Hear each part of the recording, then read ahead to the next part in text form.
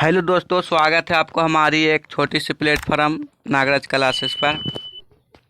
अगर आप लोग मैट्रिक फाइनल परीक्षा बिहार से देने वाले हैं दोस्तों, तो इस वीडियो को लास्ट तक आप ज़रूर देखिएगा। अगर आप मैट्रिक फाइनल परीक्षा 2026 के बिहार से देने वाले हैं दोस्तों, तो ज़रूर इस वीडियो को देखिएगा, क्योंकि इस वीडियो में हम आपको बताने वाले हैं मैट्रिक बोर्ड परीक्षा दोस्तों 2026 के लिए संस्कृत के दोस्तों चैप्टर 4, संस्कृत के चैप्टर 4 संस्कृत साहित्य लेखिका, इन सभी चैप्टर से जितना भी ऑब्जेक्टिव क्वेश्चन पूछा जाता है दोस्तों, बिहार बोर्ड ने इस चैप्टर से, संस्कृत साहित्य लेखिका चैप्टर से जितना भी ऑब्जेक्टिव क्वेश्चन पूछता है दोस्तों, उन सभी ऑब्जेक्टिव क्वेश्चन को सिर्फ मैं इस क्लास में ख़त्म करने वाला हूं दोस्तों। मात्र 7 से 8 मिनट का वीडियो होगा दोस्तों। अगर इन 7 से 8 मिनट का वीडियो आप देख कर दोस्तों बोर्ड एग्जाम देने चले जाते हैं, तो संस्कृत साहित्य लेखिका पाठ से दोस्तों एक भी आपको ऑब्जेक्टिव क्वेश्चन नहीं छूटने वाला है।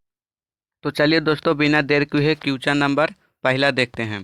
क्वेश्चन नंबर पहला क्या बोल रहा है, बिना देर किए देखते हैं। देख सकते हैं क्वेश्चन नंबर, यहाँ पे थोड़ा जूम करते हैं। क्वेश्चन नंबर देख सकते हैं दोस्तों, आधुनिक काल की संस्कृत कवियत्री कौन है। यहाँ पे आपको बताना आधुनिक काल की संस्कृत कवियत्री कौन है। क्वेश्चन नंबर पहला, तो क्वेश्चन नंबर पहला का बिल्कुल सही आंसर हो जाएगा आधुनिक काल के संस्कृत कवियत्री पंडित छामाराव हैं। ऑप्शन नंबर डी बिल्कुल सही आंसर हो जाएगा। क्वेश्चन नंबर अगला देखते हैं दोस्तों, वर्तमान काल की संस्कृत लेखिका कौन है। वर्तमान काल के संस्कृत लेखिका कौन है दोस्तों। क्वेश्चन नंबर दूसरा का बिल्कुल सही आंसर हो जाएगा मिथिलेश कुमारी मिश्र। ऑप्शन नंबर सी बिल्कुल सही आंसर हो जाएगा। वर्तमान काल की संस्कृत लेखिका मिथिलेश कुमारी मिश्र है। क्वेश्चन नंबर तीसरा देखते हैं, संस्कृत साहित्य लेखिका किस प्रकार का पाठ है। संस्कृत साहित्य लेखिका किस प्रकार का पाठ है, तो यह क्वेश्चन का बिल्कुल सही आंसर होगा ऑप्शन नंबर डी, संस्कृत साहित्य लेखिका जो है एक निबंध है। ऑप्शन नंबर डी बिल्कुल सही आंसर हो जाएगा। क्वेश्चन नंबर अगला देखते हैं, 4 नंबर क्वेश्चन। अगर इस क्वेश्चन का आंसर आपको पता होगा कमेंट बॉक्स में जरूर लिखिएगा। अर्थवेद में कितने ऋषि पत्नियों का वर्णन है। अर्थवेद में कितने ऋषि पत्नियों का वर्णन है, तो आपको पता होगा कि अर्थवेद में 5 ऋषि पत्नियों का वर्णन है। ऑप्शन नंबर डी बिल्कुल सही आंसर हो जाएगा। क्वेश्चन नंबर अगला देखते हैं, 5 नंबर। क्वेश्चन नंबर 5 बोल रहा है, लौकिक संस्कृत साहित्य में कितने कवित्रियों का वर्णन है।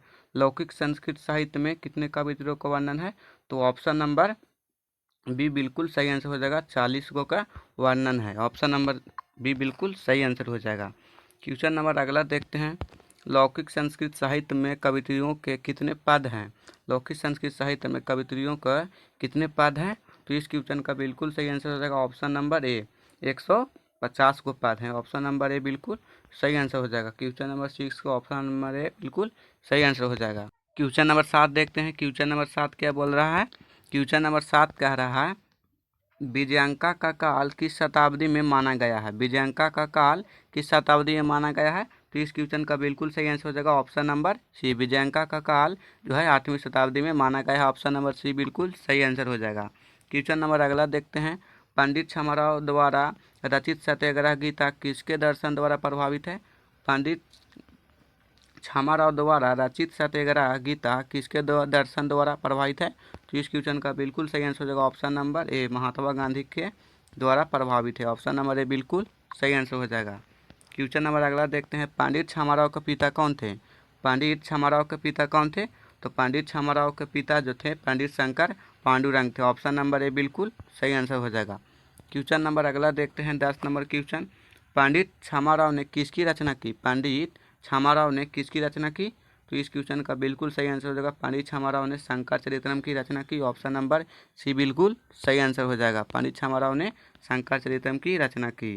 क्वेश्चन नंबर 11 देखते हैं, याज्ञवल्क्य की पत्नी कौन थी। याज्ञवल्क्य की पत्नी कौन थी, तो क्वेश्चन नंबर 11 का बिल्कुल सही आंसर हो जाएगा, याज्ञवल्क्य की पत्नी मैत्रेयी थी। ऑप्शन नंबर ए बिल्कुल सही आंसर हो जाएगा। क्वेश्चन नंबर अगला देखते हैं, 12 नंबर क्वेश्चन, याज्ञवल्क्य ने आत्म तत्व की शिक्षा किसे को दी। याज्ञवल्क्य ने आत्म तत्व की शिक्षा किसको दी, तो इस क्वेश्चन का बिल्कुल सही आंसर हो जाएगा ऑप्शन नंबर ए, मैत्रेयी को दी थी अपनी पत्नी को।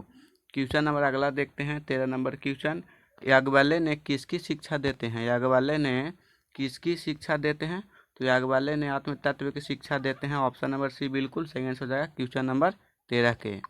क्वेश्चन नंबर 14 देखते हैं, चालुक्य वंश के राजा कौन थे? चालुक्य वंश के राजा कौन थे?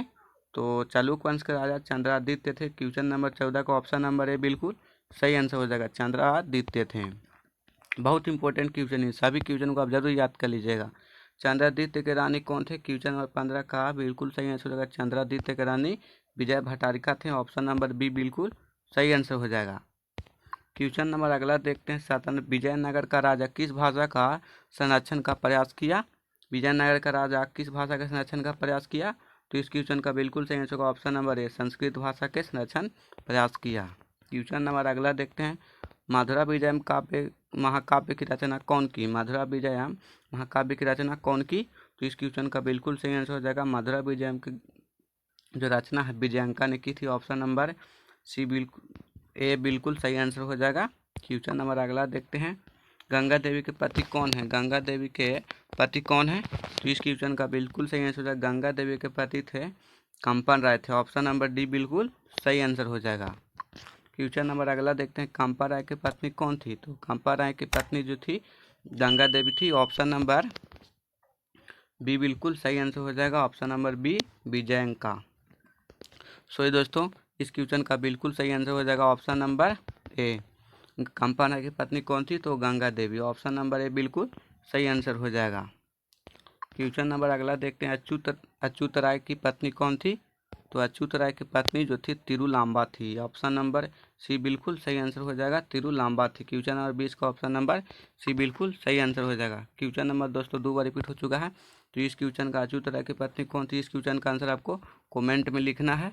इस क्वेश्चन का आंसर आपको कमेंट में लिखना है। आज के हम इस क्लास में दोस्तों आपको 20 को ऑब्जेक्टिव क्वेश्चन बता चुके हैं। अगर इन सभी 20 को ऑब्जेक्टिव क्वेश्चन को आप याद कर लेते हैं तो मैं 100% गारंटी के साथ बोलता हूं, मैं 100% गारंटी के साथ बोलता हूं कि एक भी प्रश्न आपको नहीं छूटने वाला है संस्कृत साहित्य लेखिका पाठ से। तो इन सभी क्वेश्चन को आप ज़रूर नोटबुक पर लिखकर याद कर लीजिएगा दोस्तों। और एक छोटी सी रिक्वेस्ट है कि अगर इस चैनल पर नए आए होंगे तो चैनल को सब्सक्राइब कर लीजिएगा। आज के हम इस क्लास में आपको 20 गो महत्वपूर्ण ऑब्जेक्टिव क्वेश्चन बता चुके हैं। अगर इन सभी 20 गो ऑब्जेक्टिव क्वेश्चन को आप याद कर लेते हैं तो एक भी आपको ऑब्जेक्टिव क्वेश्चन नहीं छूटने वाला है इस चैप्टर से। मैं आशा करता हूं कि आप वीडियो में लास्ट तक बने होंगे, तो क्वेश्चन को समझे होंगे, तो नोटबुक पर लिखकर जरूर याद कर लीजिएगा, बहुत इंपॉर्टेंट क्वेश्चन है। आज के हम इस क्लास में इतना ही बताने आए थे दोस्तों। मिलते हैं अगला वीडियो में, तब तक के लिए जय हिंद।